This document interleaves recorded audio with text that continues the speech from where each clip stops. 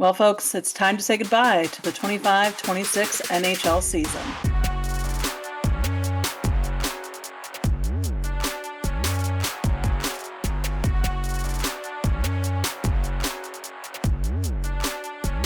Welcome back to Pucked Up. I am your host this week, D-Bag. I am joined by all three of my lovely co-hosts, starting, as always, with Danger Water.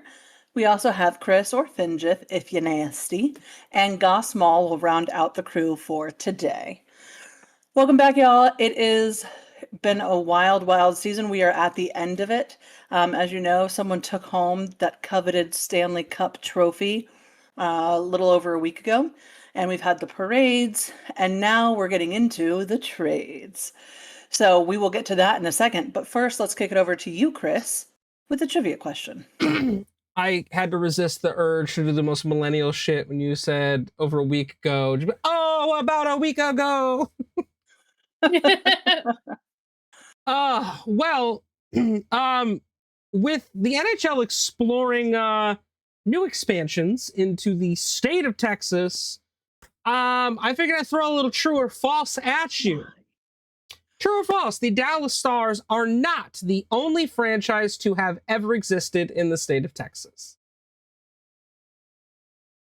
Okay. I feel pretty confident about this one. Can we add a question Say sure. as to why the fuck would we do that? Or is that for later in the pod? We could definitely do that later. Yeah. Okay. Yeah. Thanks, Chris. But don't Google it, motherfuckers. I see you. Don't Google it.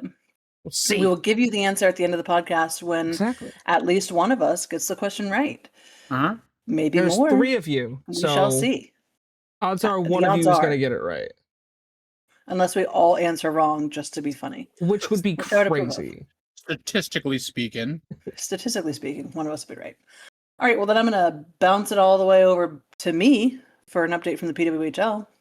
And that is that they have announced the first ever outside investment to come in, and that is from Kilmer Sports Ventures and Illich Companies, which, gosh, that's a mouthful. It's actually technically 2 different groups. Anyway, Indeed. so Kilmer Sports Ventures and Illich Companies, parent company of Illich Sports and Entertainment, have joined the league as strategic partners, becoming the first outside investors since the league was established in 2023.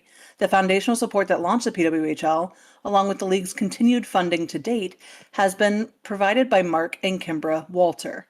The significant new investment brings in 2 accomplished sports ownership groups and deep roots in the PWHL markets to capitalize on the league's continued growth and momentum.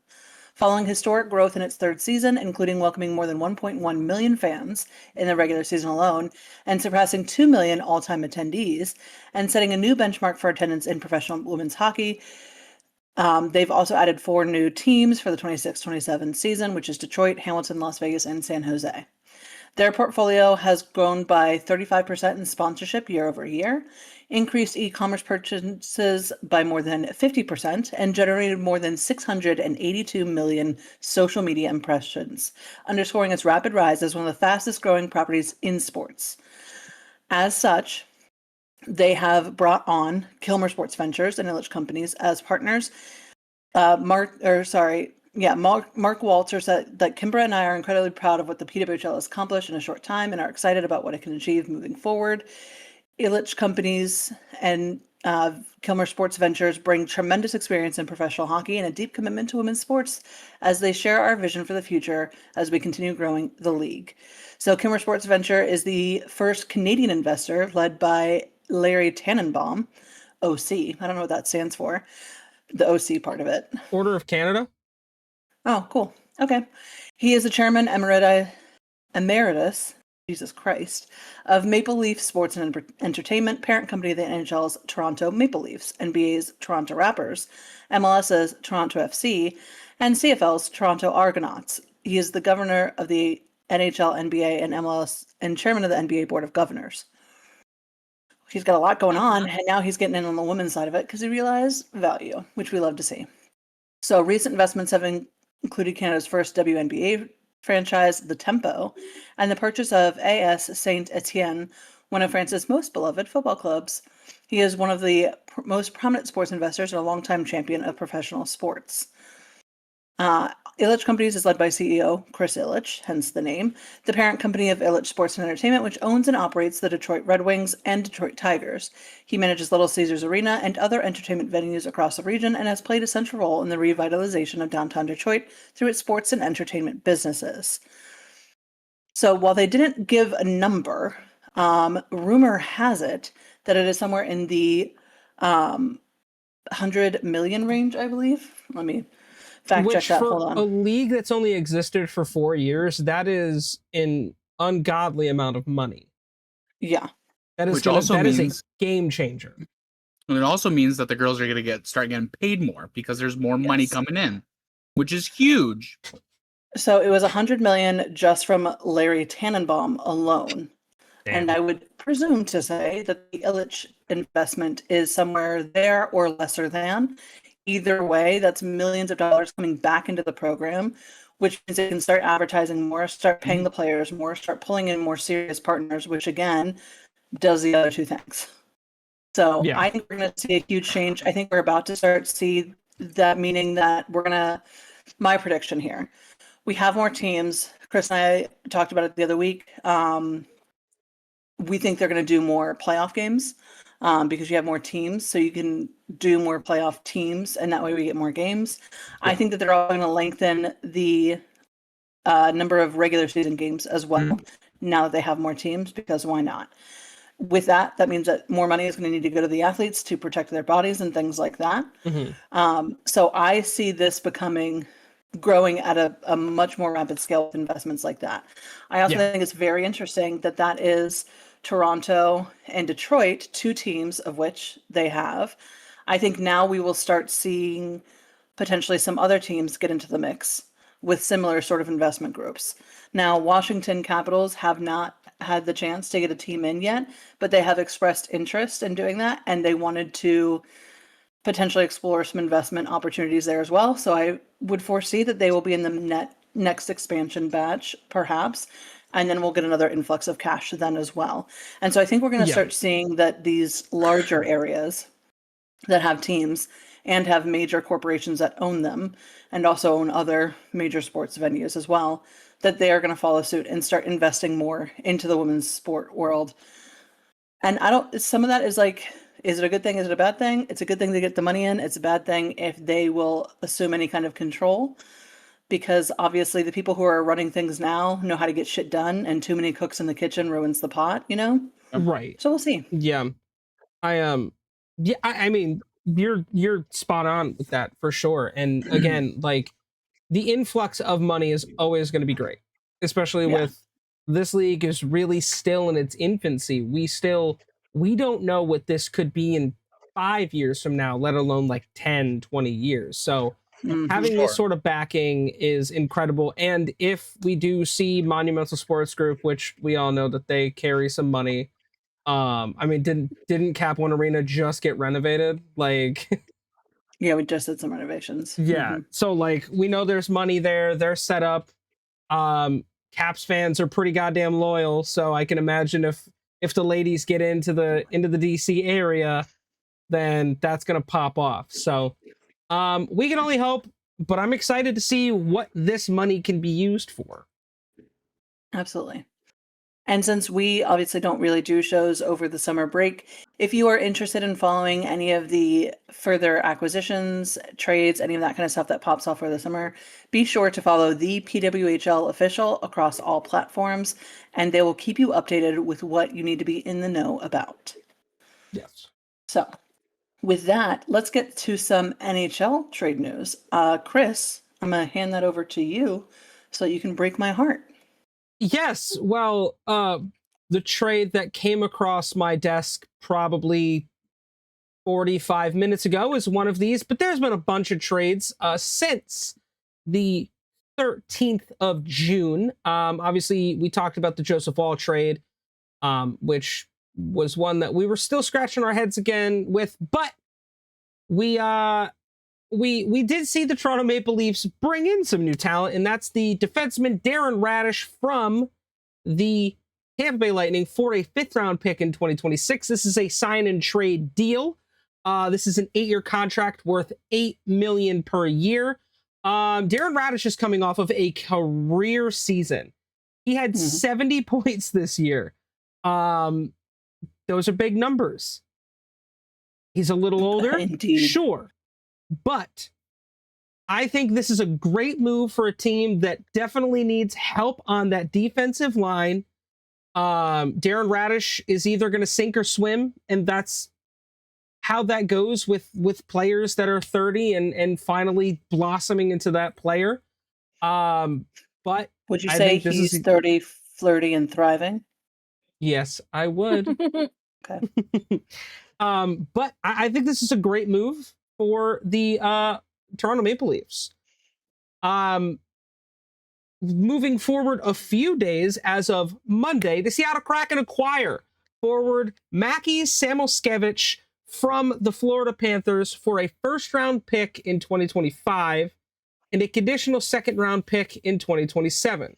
I tell you about that trade because those assets were used and flipped by the Florida Panthers to acquire forward Brady Tkachuk from the Ottawa Senators for 2 first-round draft picks, their 9th overall pick and the 25th overall pick, and a second-round pick in 2027, and a conditional first-round pick in the 2029 NHL draft. We don't have information on that.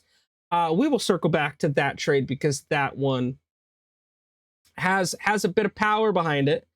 The Calgary Flames acquire Simon Nemec and Maxim Siplikov from the New Jersey Devils for defenseman Etienne Morin and a second-round pick in the 2026 NHL draft.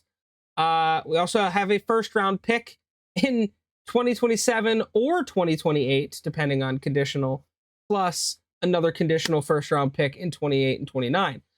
Those are a lot of picks.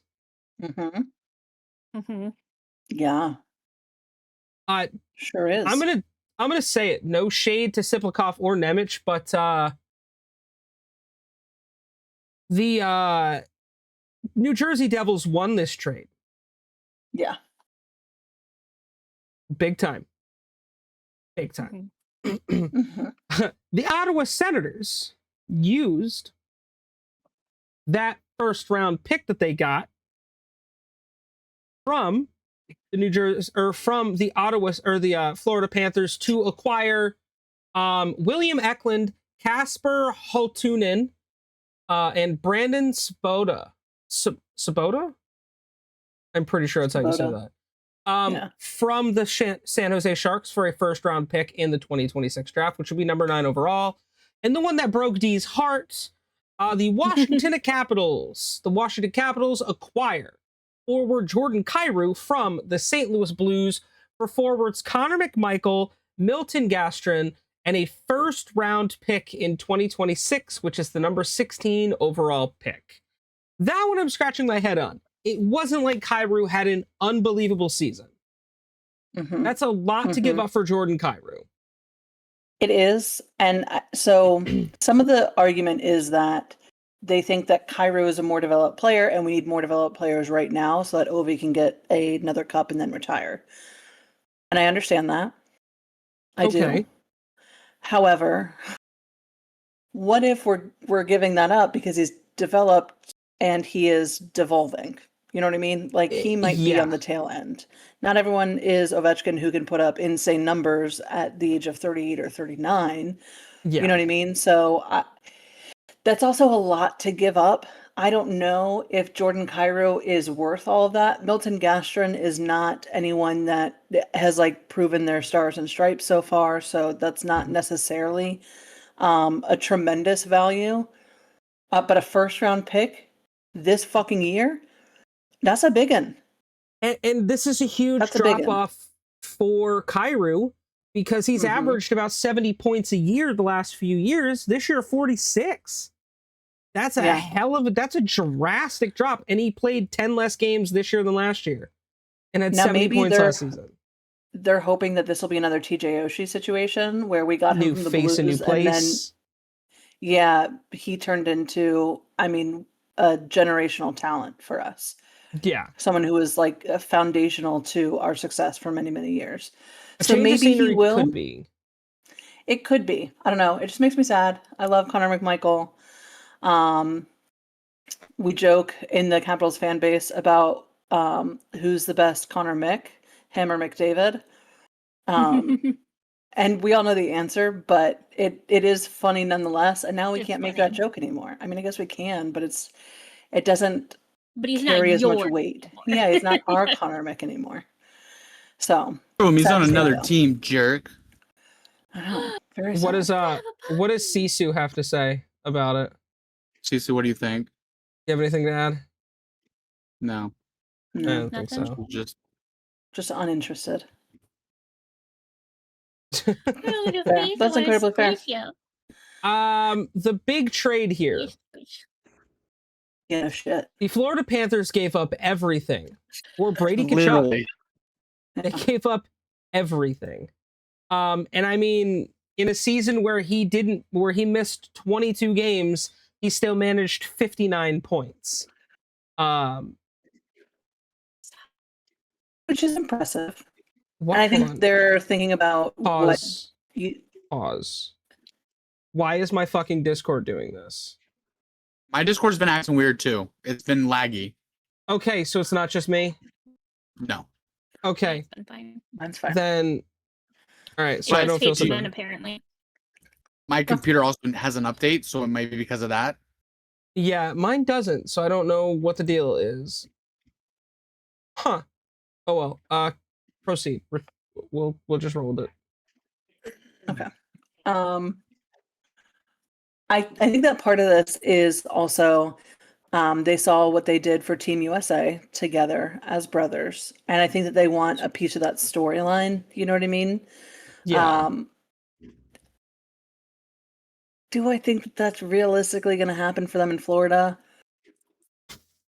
No, They I gave up don't. so much for They him. gave up a lot. Both of them with Marchand is going to be disgusting. They're just going to be the Goon Yeah. Squad. It's going to Yeah. be the movie Goon all over Have again. you like Literally, the though. memes At least coming the out guy about from Blue was that are nice, though. phenomenal. It's going to be Oh, wild. yeah. The three of them I on the ice have- together. I have loved all the jokes about the literacy rate in Florida just went down by 30%. Yeah. I Which love the makes me one where laugh. it shows Chunk from the Goonies, and it goes when his brother gets brought to the team, and it shows the guy. I can't remember his name. The one that likes the Babe Ruths, Hmm. and it's like that's Brady Tkachuk. Yeah. So I want you to think about this lineup. These top 3 lines. This is pretty much what we're Refuse. expecting. Your top line here for Florida. Carter Verhaeghe at left wing, Alexander Barkov at center, Sam Reinhart at right wing. You want to talk about the biggest shit-stirring fucking line. Brady Tkachuk at left wing, this is your second line. Sam Bennett at center, Matthew Tkachuk at right wing. And then you have the what has been the Goon Squad. Eetu Luostarinen, Anton Lundell, and Brad Marchand is your third line. Oh, and by the way, Jesper Boquist is a 4th liner on this team. Like, I think it's one of those things where, and we've sort of brought this up in the past about how important it is to be a big fish in a small pond. There is a reverse side of that too. When you all have too many big fishes in too small of a pond, nothing gets fucking done. Well, it's like and Brady is not going to Florida to be a captain. Mm-hmm. No. You know, so like you're giving up that role, you know, and like you just said, I mean, there's a lot of personality on this team. Yeah, Superstar personality. Yeah, because that is not his team. He is leaving an organization that was his team. This is Alexander Barkov's team, and there's no one that's going to tell him anything else because he wears the C. And when I look at that team, that is his team. He is in command. Everybody knows who runs that shit. Watching them is going to be like watching like Keeping Up with the Kardashians. It's going to be great. Oh my god, it's going to be crazy. Wait. I question whether or not they're going to then sell some pieces come the fall. Well, the They're gonna They're have going to to. realize that it's not accomplishing what they think it's going to accomplish. And hey, I'd love to be Yeah. proven wrong. I really would. Actually, no, I wouldn't because fuck Florida. But like, you know, if I'm wrong, I'm wrong. I just don't see this being something that is ultimately as profitable as what they fucking gave up, which is a fuck ton of stuff. Well, the big thing is their current cap space projected is 7 million right now. They They don't have have a lot of 7 left. left to spend, They have 7 million left to spend. even with That's these crazy. trades. Interesting. Yeah, but again, you think about who are free agents this crazy. year Mhm, coming up. mhm. Yeah, Sergei Bobrovsky makes a lot of money. yeah. And he wants more. Do you roll with him, or do you maybe free up some space for another goalie who's trying to find their way out? Like maybe name, I don't know, Connor Hellebuck. Yeah. Mhm. Like, and that's an 8.5 year contract. And he's making 8.5 until 2031. So Yeah. if they are going to move people, it is to bring in goaltending, because I don't think they re-signed Bob. But Which I is do crazy. think Bob re-signed. I do think Bob signed somewhere and Where starts does Bob somewhere. go? A team that I is mean, where desperately could in need Bob for a go goalie. that they need help with a goalie? Because he's not going to go anywhere and be a backup goalie. No, Sergei No. No, I Bobrovsky is know the team he absolutely could not a go backup. to, but you guys aren't smart enough to do that. So No, because Stolars would never do us dirty 2 years in a row. mhm. That's why we gave up Joseph Wall, because we don't need a backup that's reliable. We'll just pull from the Talent-wise- Marlies. They actually know what to do.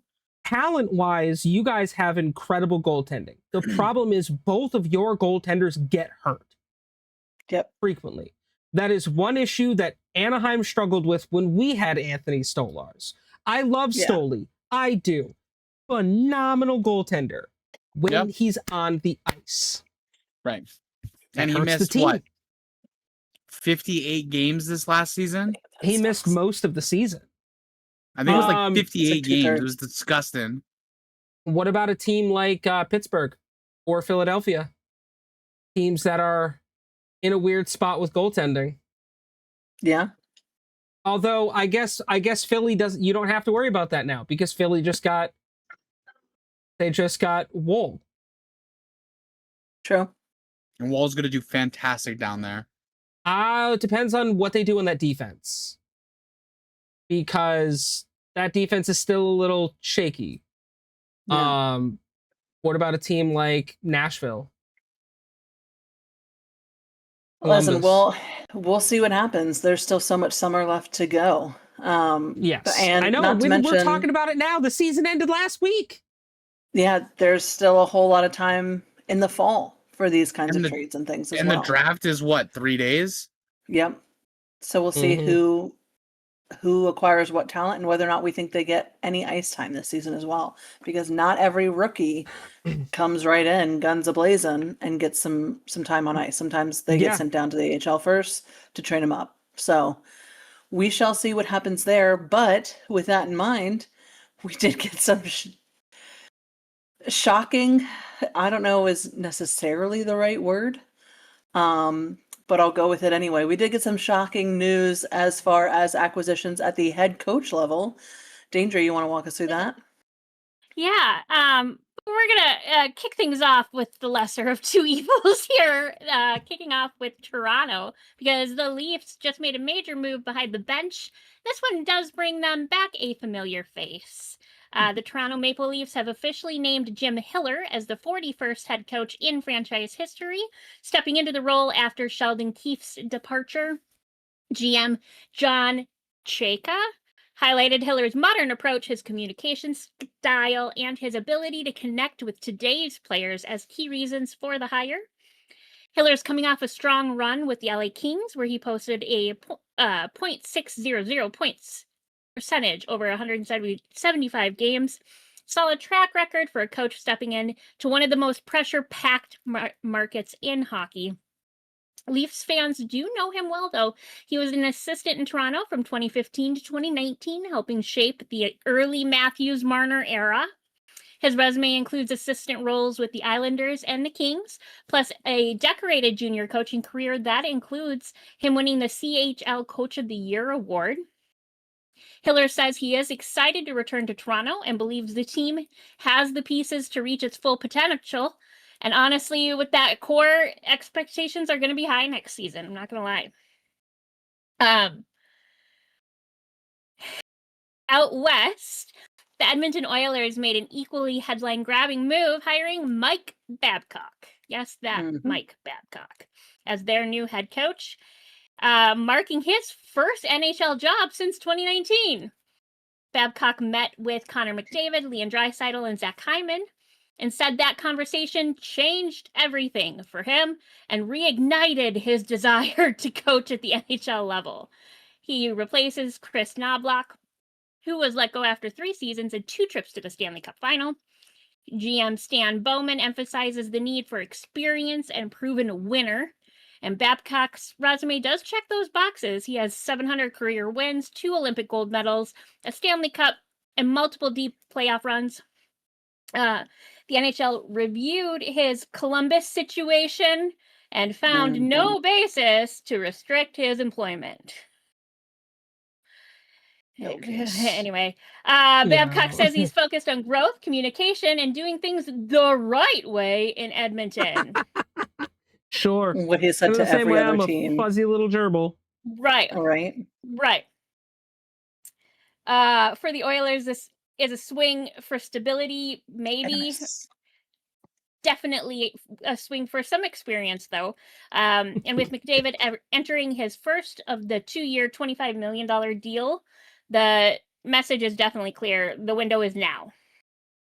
So, 2 Canadian teams, 2 very different hires. Toronto goes with a modern tactician, and Edmonton goes with a seasoned veteran. Both benches got a lot more interesting heading into next season. And it'll be interesting to see which of these shifts the landscape for the teams more. I like the Hiller hire.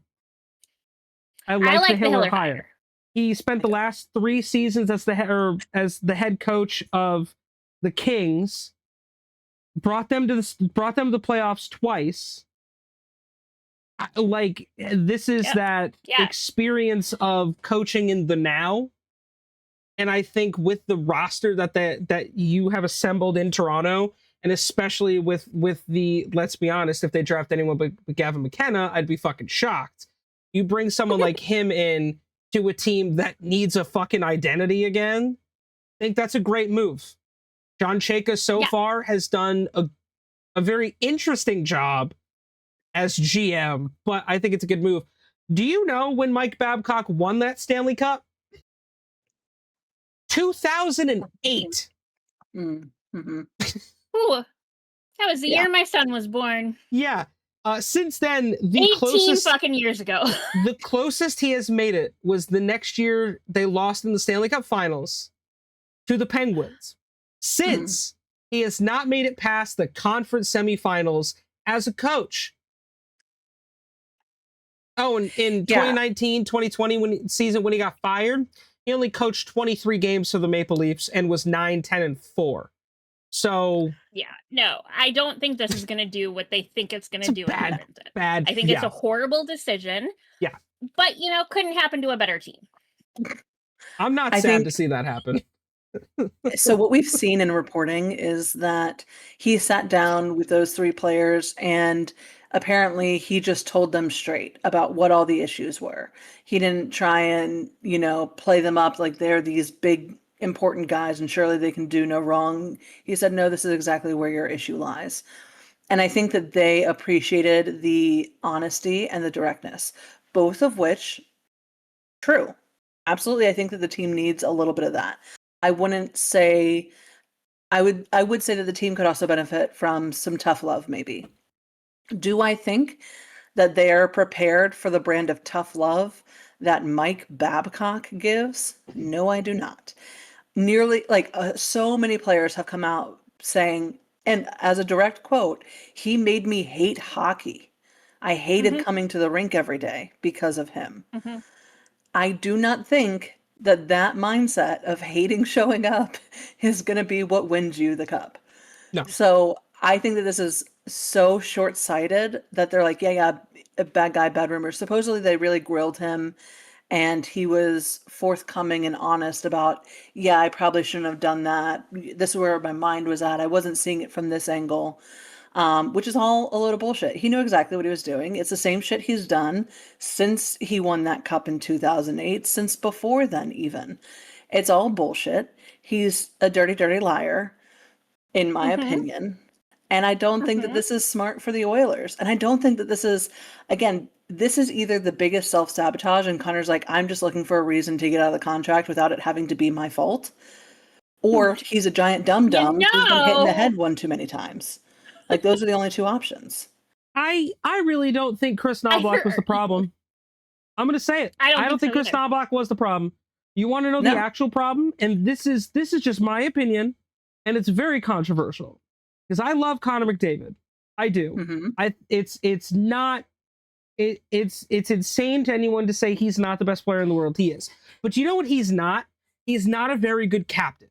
The leader mentality in the locker room is not there. And that's okay. The superstar doesn't always have to be the captain. The person that should wear that C should be the best leader in the locker room. And we have seen time and time again that when it matters most, Connor's not a great leader. I'm pretty sure I said that earlier this season too. That clearly he is missing a key element of leadership. Yeah. Because he cannot get his team shit together. You know who should be this? Who should have the captain? Leon Draisaitl. Yeah, maybe. Leon shows a lot more promise to me as a captain than McDavid. And again, you can come for me in the comments. I get it. Again, I sing McDavid's praises on this podcast probably more than anyone, and he plays for a team in my fucking division. But that is a big issue. And I think if you take that away from him, give it to somebody else, and let him focus on just being fucking great, the whole chemistry of that team changes. The thing is, you're not taking that C away from him in Edmonton. No. It's not happening in Edmonton. It's going to happen when he goes to any other team that has a captain already, though. Yeah. So he's going to have to give up the C, but there's no way he does it in Edmonton. I don't think he wins a Stanley Cup if he stays in Edmonton at any point in his career. Yeah, I don't disagree. Interesting hires. I'm not thrilled with Hiller. I don't think it's necessarily a bad choice, but I'm not like, that's exactly the right fit. That's what they need. It's not going to hurt them, though, is where I'm coming from. Like, it's not going to hurt them. I don't know if it's going to be their solution. So I'm relatively neutral. Be the total solution, but I think it's a step in the right direction for them. Yeah, I do think Hiller has the potential to just bring new blood in, and again, I don't think that their other coach was the biggest problem there. I don't think Brady was the problem either. But but you know, Hiller seems like he's gonna be a good coach. Yeah. And especially with all of his time coaching youth, you know, nothing's better than having that fresh in your mind when you're working with a bunch of men who act like toddlers. So, well, not only that, but spending the last 3 seasons in the Kings organization with all their young talent. Yeah. No, you're not wrong there. But and again, then Fiala, who I love, but is no. But again, chicken. What is a team without an identity? Yeah. It's what we saw from Toronto. It's a pile of dog shit that can't get out of its own way. And there is so much talent on the team. There's no reason for that. So I think bringing someone in like Hiller, and he's 57, so on the young side of what we see for coaches. Which is wild, but listen, with it at this point, what do they have to lose? They're already at the Yeah. bottom. You do not get any lower than where they're at now. The only way to go is up. So throw a bunch of shit at the fucking wall, see what sticks, and maybe Hiller's the right move. Yeah. Quick side note, you want to see what you want to know what I just found out on Facebook? So someone did a calculation for Brady Tkachuk going from Ottawa to Florida. He is going to be making an extra $1.4 million per year because Florida doesn't charge state tax. Yeah. Yep. So just by going there, he's making an extra $1.4 million in his take-home pay because it's not doing tax. To That's why average people- 60 points He a doesn't year. need it. He doesn't. There's been a deserve it. lot of conversation about that in the sports world around Florida and Vegas, because Vegas has a similar situation. So people going there get to keep more of their money. Yeah. And so there's been some Man, I talk wish I about got whether or to not keep more. rules should be adjusted for places that don't have state income tax, so that they're not basically creating super Well- like powerhouses just because people want to go there so they can keep more of their shit. Right. I mean, well, if you think At about least we it, know with Tkachuk, he'll pay more than his share to the Players Assistance Program. That's Yeah, true. right. Yes, both of them will combine. so Yes. with him making $8,223,565 as his salary in Ottawa, his estimated taxes was $4.4 million, which means his take-home pay was $3.8 million. So over 50% of his income was taxed. Yeah, that's not okay. Like No, that's over Canada for 50% you. is I was a gonna lot say of that money. sounds like Canada. Well, That's that Canada. with universal health care, okay, that makes more sense. Like, Yeah. yeah, I Yeah. forgot that he was going There's- from Canada. Yeah, Mhm. that's Canada. I think in British Columbia, the tax rate is 55%. I think so. So Which if is you made why $1 million, everything costs more your there, take too, home there. is 450,000. But basically, it just makes the cost of everything higher. So, like a basic home, a townhome, you're talking like a duplex type situation, is over $1 million in Canada because they make so much more. So you have to like basically reduce everything by a certain amount because they're not actually. Nobody's earning that much. It's all going to Yeah. taxes, so everything is Right. actually lessened. It's an insane economical system, but it works. It doesn't for the make most any part for them. fucking sense. If you are close to the border as an American, go to Canada because you feel rich when you swipe your card and you get charged. Like the last time I was up there, okay, I bought a whole bunch of candy bars and sodas and chips that you can't get in the States, and it was like $220. And I got an alert from Capital One saying your card was just charged $165, and I was like, I love the exchange rate. This is great. Well, and gonna you get get the rich. duty-free shop right at the border. I'm not Yeah. allowed in Canada. Anyway, That's Why? private. Fair It's I between every me and once in a while Canadians. like to throw that into the conversation. No, literally, like I have to get an act of Congress to be able to go. Oh, to Canada. because yes, Who'd you yes. beat up? I've had a DUI, She had a Oh. DUI. Oh, that's right. That's fair. and that's a federal crime in Canada. Yes, it Mhm. is. So with that, let us have a quick season wrap-up conversation. What do we think, guys? Was this overall a good season of hockey, or did it just end well?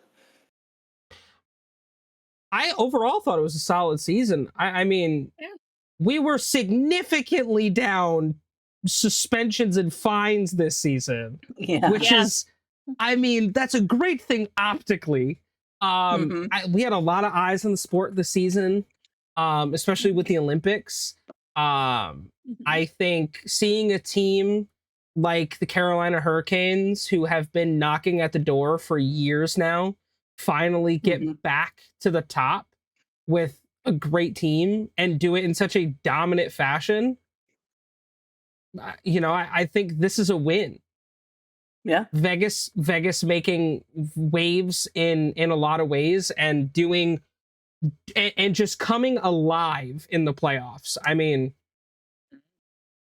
And to be able to It- shut it out was- the Avs in their Yes. powerful season. to beat the President's The curse Trophy winners, continues. who, in my opinion, were easily the best team in the league. Oh yeah, I and mean- should have had. They should have been the one to break that curse easily. Now, No, you're not going to show your butt. I'll ask you guys, what is the team that surprised you the most and the team that disappointed you the most? I'm just proud of my boys. You have a lot to be proud of. You know, I'm proud of my boys. I would say the team that surprised me the most was probably the Preds, because they literally came from like a shitty start to their season to almost having a playoff run. You know, Yeah. they were really, really close at They the were end, so knocking they at the did door. a lot. Yeah, they did a lot of changes. I'm genuinely disappointed in the Leafs, mainly because this is the first season in the last decade that we haven't made the playoffs. So this wasn't just a bad season for us. We literally went from number one team in the Atlantic to the worst team in the Atlantic. Right. It literally, we hit both ends of the spectrum in both years. So I'm very disappointed in everything that happened with the organization, but with all the changes and everything that's happening, I'm hopeful. Okay. I'm pretty disappointed in the New Jersey Devils. They've had a couple of years where they looked like cup contenders, and then this year, nothing of the sort. And I know that they were plagued with injuries, but they just could not get their shit together. They could not figure out an alternative. Yeah. No. So it's a pretty lot of talent on disappointing that season team. for them. A ton of talent. Yeah. A ton of talent. And then I'm most excited for the Canes as someone who is fan adjacent, because they're, a state next to me. I'm really happy for them. It's an underdog story. They've been knocking at that door for a really long time. They've always been good enough. They've just fallen flat on their face year after year. Yeah. And this was a year that changed it all. So they're probably the team I'm most proud of. Fair. Absolutely. I would say the team I'm most disappointed in is the Winnipeg Jets. What happened? What a fall from grace, yeah. What happened? They were one of the best teams in the NHL last year. They've been on top for the past few years. Yeah. What changed? They're one of the worst teams in the league. Mm-hmm. Yeah. They struggled. Callie. Okay. Yeah. Shut my monitor off. Oh. And the team I'm most surprised with this season was the Buffalo Sabres made the fucking conference finals. Buffalo Sabres. Chris, you need to say your team because you thought in no world were you making a playoff run. That's fair. You need to change your answer because you were so critical of your team.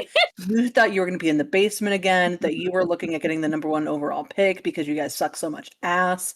And yet you made it into the second fucking round of the Stanley Cup playoffs. But so they're not my answer, and I'll tell you why. Because for how many years we've been doing this podcast, how many years have I picked the Buffalo Sabres to make the playoffs? How many years have they fallen not only short, but laughably short? This season, I say, you know what? I don't know what the fuck's going on over there, but my bets are off and we're not going with Buffalo this season. What happened? They made the playoffs for the first time in like fucking 16 years. Yeah, because you didn't believe in them. I mean, apparently there's something to that. But they made the conference finals this year. That team is going to be scary as fuck next season. Especially if they can keep Tuck and keep that team together. Watch out for the Buffalo Sabres. Because my God. Honorable mention, sure. Anaheim had a great season. I think whatever happened to Lucas Dostal after the Olympics definitely hurt them in the long run. He just was not able to stop the puck like he was in the beginning of the season. But that is a very, very significant uptick to the past few years. Team looks great. There is a bright future. I think Mason McTavish is gone. And I think a change of scenery might be good for him. They're going to get some return, but they got a lot down in the pipeline in San Diego. So they're a surprise, but no, I would have to say Buffalo. Easily the biggest shock. Fair enough. All right, well with that, I'm proud of the Canes too. Yeah. You have to be proud of the Canes. Like that they were unbelievable. They were really fun to watch. Yeah. They, especially those last couple of games where they were like, eat shit. Yeah. You okay? Yeah. Like, oh, you thought still you okay? got this in the bag? Quit hitting yourself. Quit hitting yourself. Quit hitting yourself. it was the big brother beating up a They little were brother they kind were of feeling. toying with Mhm. them that last game. They just Yeah. the utter domination, Yeah, and yeah. I said it last week, but game 5 I think took the wind out of the sails of Vegas, and Vegas just goes, we can't do this. Mhm. We cannot beat them. And you saw that mindset in game 6. Yeah. Jack Eichel gave them the best chance that he had all season to be great, and he was not good enough. Yeah. And it just True. it killed that team. So do we think they could do it again next year? We've seen teams repeat recently. It's a thing that's been happening. Do we think this team can do it again? I'd be okay if Yeah. they did. It all will depend on how they look next year. hmm 'Cause What they lose in the offseason for sure. Exactly. Yeah. Yeah. There's Especially some, with all the crazy trades that have already happened. yeah. yeah, like it's gonna be a whole different league next year, I feel like. Do we think Oh, Florida yeah. I bounces don't want back? my team touched though. Y'all fucking stop. You leave my yeah. boys alone. I feel you. I want the same guys next season. I feel you think on Florida that. bounces back in a big way. No, I think I think they- we I think dropped they the make a ball deep on playoff the- run. Shit. Yeah. Especially I if they don't hope have any they do injured shit. players. Absolutely. If they're That's two what's screwing them stars, this year.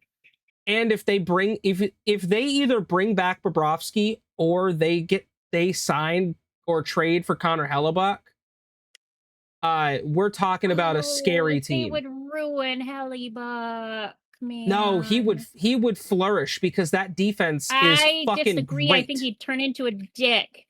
No, he's too good of a Yeah. human being. No, but it would eat away That's at why his I'm soul. scared. Yeah. Yeah. If you're around glass Sam Reinhart's still a good guy. Is he? We'll see. Ye- We'll see. Sam Bennett became I an think that- asshole, but It's a good segue into our offside opinion. Offside opinion. Maul, would you like to give us something else to argue over?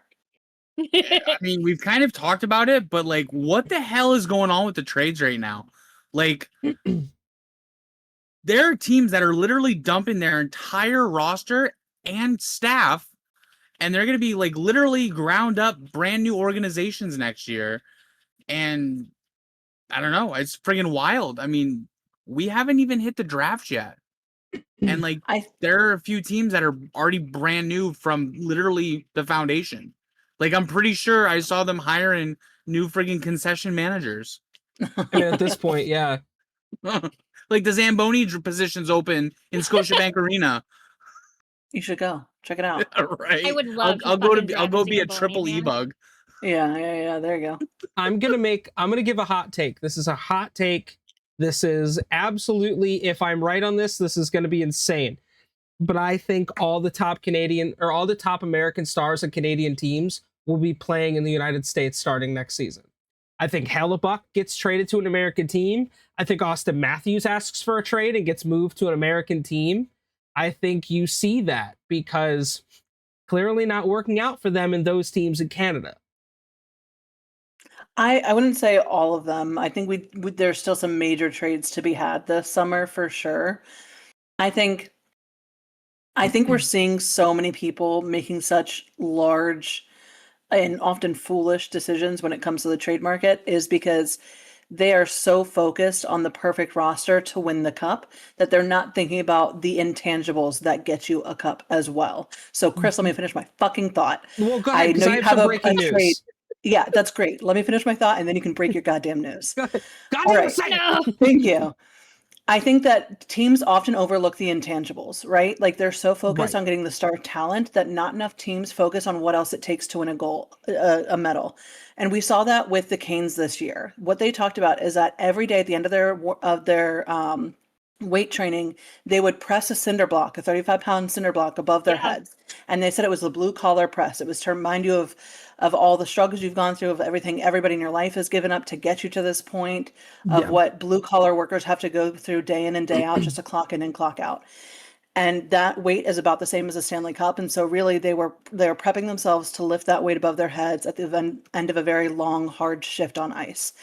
And that intangible is the difference maker, I think, for the Canes winning it this season, because there was a Yeah. locker room culture that was pivotal to their success in the hard times. They were down against Vegas in this series. Vegas was beating Yeah. the shit out of them. And yet they kept that mentality of, I have to get that press in at the end of the day. I have to do that one more shift. And it was the difference maker. So I think that teams need to focus on that. And if they keep focusing on, well, let's give away the entire fucking world for Brady Tkachuk, Mhm. they're never going to get the intangible they need to once again lift that cup. All Well, right, what because is physical- it? that grounds them, and that's a culture thing. Mm-hmm. Mhm. They have a strong culture Yeah, Yes. well, I because was they gonna know say, that you know. physical strength is amazing. Physical toughness is great, but that culture provided mental toughness, Mm-hmm. and that is Yeah. how you win a cup. So Yeah. no, you're both 100% correct.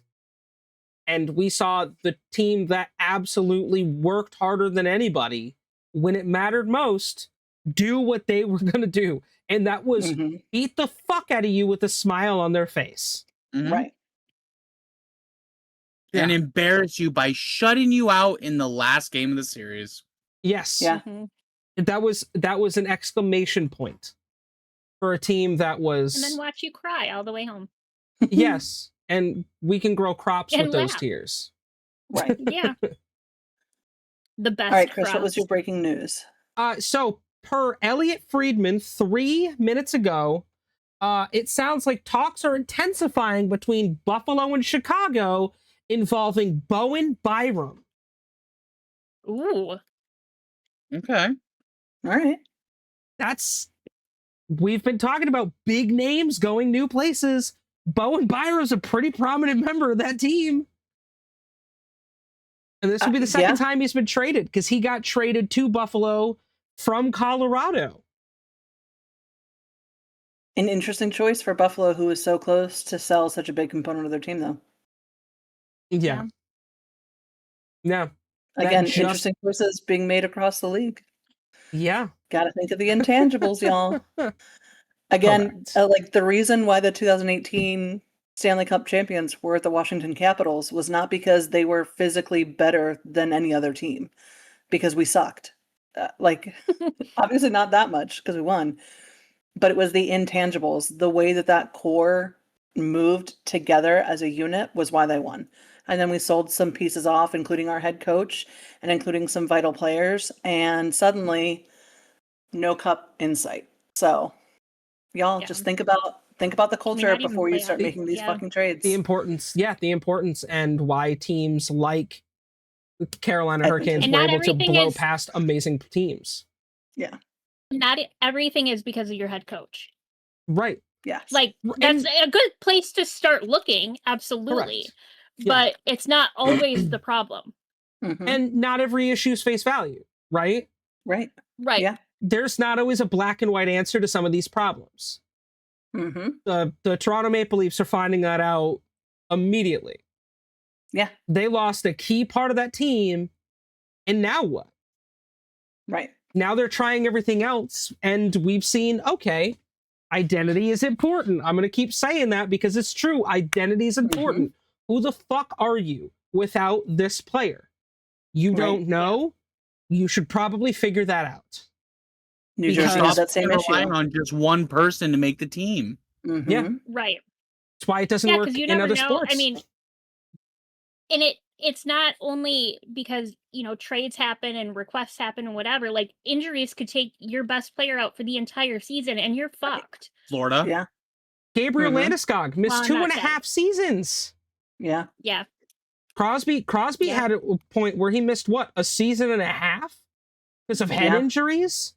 Like, Mhm. So- your career can be gone like that. Your top player Yeah. can be gone for multiple seasons like Yeah. that. Carey Price it. has never played again. Hip injury. Yeah. Unfortunate. Yeah. Well, I think that was a good place to end the season. Hopefully, we will start the season with as much hope and effervescence, but we'll see. We shall see. Danger, I know we don't have any new suspensions or fine, obviously, because nothing has happened. Yeah, nothing However, new has would you come mind out. giving us the total of what was Oh, given yeah. to the Players Assistance Fund this season? Absolutely. Give me one moment. Because It was significantly lower number than last year. it was. Significantly, yeah. It was significantly lower, For sure. which is crazy. Yeah. I don't know No, what that's happened not- last season. It's really what it was. People were just on one. Bro. And for there was real. also a lot of NHLPA violations as well last year. Yes. Fewer Like a this year. whole team. Yeah. Sorry, my Brave was being fucky. Hmm. Okay, so for the suspensions total, it was a total of 168 games, 6 of which were preseason, 161 regular, and 1 postseason, for a whopping total of $1,167,578.13 to the Players Assistance Fund. For fines, we have a total of $365,483.52. Significantly less than last year. Yeah. Because I believe last year they were both up over $1 million. Oh, yes. You know It what was the crazy well thing over $1 is? million. How much of that money was from preseason? Because we started this preseason on a wild Tampa and Florida. right. So We're how just much of that money like, came just from preseason? So preseason had for fines, the Nick Cousins was 2,000 and change. They were both Ottawa actually, and Hayden Hodgson was a little over 2,000. Nick Cousins was 2,100, and then October 2nd. I don't remember what day the season started. It was the 5th, I think. It was the 5th, I think. Of Yeah. October. Okay, so then Yeah. that was another 2,200 in fines for AJ Greer from the Florida Panthers, and then the 4th was Roman Schmidt from Tampa Bay with $2,098. Yeah. Oh, and the entire Tampa Bay Lightning team got fined $100,000 for actions accumulating in the events of a preseason game against the Florida Panthers. Yeah. And You the head know it's coach, bad John Copper, when was fined $25,000. It was a pretty bad game. Yeah. Yeah, you know it's yeah. bad when the whole team is getting fined. Be like, Yeah. what the fuck? Right. I will say I Yeah. did look at it really quick, and the difference between last year's fines and this year's fines, it was actually $3,000 more this year than last year for fines. The biggest difference was the suspensions, because in suspensions last year and forfeited salaries, it was $3,822,062.49. So it was more than double what we did this year yeah. in suspensions. Yeah. So fines and suspensions combined this year is only half of what suspensions were last year. Because it's about Wild. what? Yeah. Almost roughly 1.5 million between Yeah, about 1.6. Yeah. Yeah, some would say it's about there for between both. So that's Mhm. nuts that Still less than both half. combined are still half. Yeah. Insane. And then for suspensions in the off season, we had, the infamous 5 or 4. Mhm. 5. Three of which no longer play for anybody. Yeah. Dylan Dube, Cal Foote, and Michael McLeod aren't on a team. But Alex Formanton was suspended 31 games, including 6 preseason and 25 regular season. And then Carter Hart was suspended 18 games, forfeiting $395,833 Yeah. and 33 So cents. those are big numbers because of big Yeah, big that's suspensions. That's a lot. What's interesting too is actually we had fewer number of games suspended last year at only 98 games. Yeah. And this year we had 168. So which is we wild. Well, but we spent had double all the of number those of games, but half the amount. Yeah. Actually, a third of the amount Oh, but yeah. double the Well, and number then of we had games. then we had the Mitch Love shit when he was suspended the remainder of the season, which was 73 regular season games. Yeah. So like a That huge happened. portion of this was because of the off-ice conduct. The Right. length of the suspension there being 31 games, and then also Mitch Love's being 73. So that accounts for over 100 of these suspensions. But still, Right. insane stat that there are Yeah. double the number of suspensions, but a third the salaries lost. Crazy. Yeah. Yeah. And then a couple of little ones from preseason stuff. Yeah. Damn. 7 games total between 3 players. So Yeah. nothing major there. It was all of that lovely off-ice conduct that we had. Yep. Well, thank you very much for that, Danger. Yes. Next up, it is time for the last episode of this for this season. Chris? Indeed. And selfishly, I made it all about my team because I'm the one that does it. So Yeah, for fair. the final of the season, it is time for the obscure NHL player of the week. All those quackins be quackins, because our player of the week is a man by the name of Jim Thompson, born December 30th, 1965 in Edmonton, Alberta, Canada.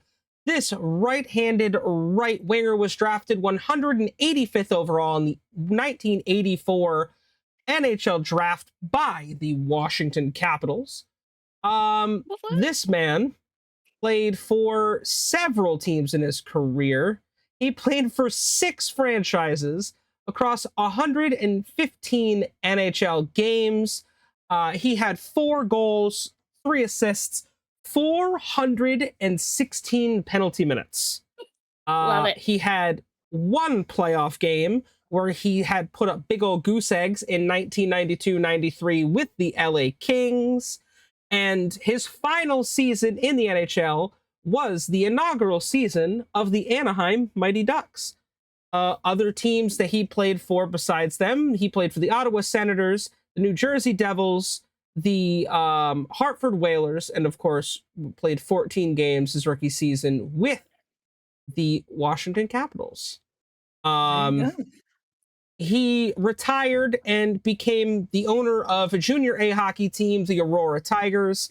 He is also a motivational speaker, often invited to speak at schools across North America as part of his organization called Jim Thompson's Dreams Do Come True. He's also an ambassador, speaker, and on the advisory board for Your Life Counts. So after his playing career, Jim out here doing good for the communities, which we love. So shout out to you, Jim Thompson, as our obscure NHL player of the week, which unintentionally tied into our Stanley Cup champions too. There you go. I appreciate that, though. All right, so then that brings us to our closeout question, which is, Chris, remind us what the trivia question is so that one of us can get it right and the other 2 can be wrong. Okay, well, you got a 50-50 shot here. So hearing the rumors that we briefly mentioned, the NHL is looking to expand into the state of Texas. True or false? That's what we need. The Dallas Stars are not the only team to ever exist as an NHL franchise in the state of Texas. True. True. True. Don't ask me who it was, but Safely. You want to know something funny? We all got it wrong. Y'all are wrong as fuck. really, It they is, were the in first. fact, false. The Dallas Stars are the first foray for the NHL or AHL into Texas. Not gonna Not lie. true. As soon as, Not true. The Houston Arrows were Wild's PWH or not PW AHL With team the AHL? in Houston. All right. Okay. So then it would just be the NHL then. But yes, they are the first NHL. NHL franchise to ever exist in not gonna lie, the state of Texas. I knew we were wrong as soon as D agreed with me. As soon as enough. she I'm said yes, actually- I was like, I should change my Well, answer. I should change it. I'm surprised you all said true. I thought that they had another team prior to No, the Stars. that was the first Big NHL team. question. Do y'all know why the Stars moved to Texas? It was tax It was Just to evasion. kick warmer? Right? off the show. Tax evasion. No. The owner was going to have sexual assault charges brought against him in Minnesota for assaulting one of his staff members. I And believe. so I can believe he that. up and moved the team to Texas. I can believe that. That checks out. That's crazy. That checks out. Yeah. That can Well. be off air, but Oh, that yes. that was why. And then the Pittsburgh Penguins are officially being sold. Yeah. And I love how To people private think they're equity. going to be moved. The Penguins aren't going anywhere. I don't. Oh, think they're not going gonna- anywhere. Yeah. Not But even private remotely equity- close. Is the touch of death. So this is the end of the Penguins as we know it. Yeah. But they're not moving. The end No. of the world They're not as going we anywhere. know it. There's no way. That'll never happen. No. That team is beloved Penguins. in that city. There's Pittsburgh would riot. 0% chance. Hey, the North Stars were beloved in Minnesota. Yeah. I don't see But- them moving out of Pittsburgh, but I No, I don't see either. them not doing so well. For a Not little doing bit so here. hot. Yeah. Yeah. Yeah, it's a bit odd, huh? Uh-huh. Huh. Anyway, Yeah. with that delightful news, we will close this episode out. Thank you guys so much for joining us. If you have liked it, give it a like. Be sure to follow us on all platforms and leave a comment down below what you think is the most important part to a team. Is it the players? Is it the culture? Is it the snacks in the locker room? You let us know down below. And as always, thank you, Yeah. motherfuckers, and we will see you in the face-off circle next week. Season. Well, not next week. Season. Well, that's the end, so I want to change it. That is our official tagline. So Just so you know, you won't see us next week, but no, we're keeping it We'll as see you next next week, and that's it.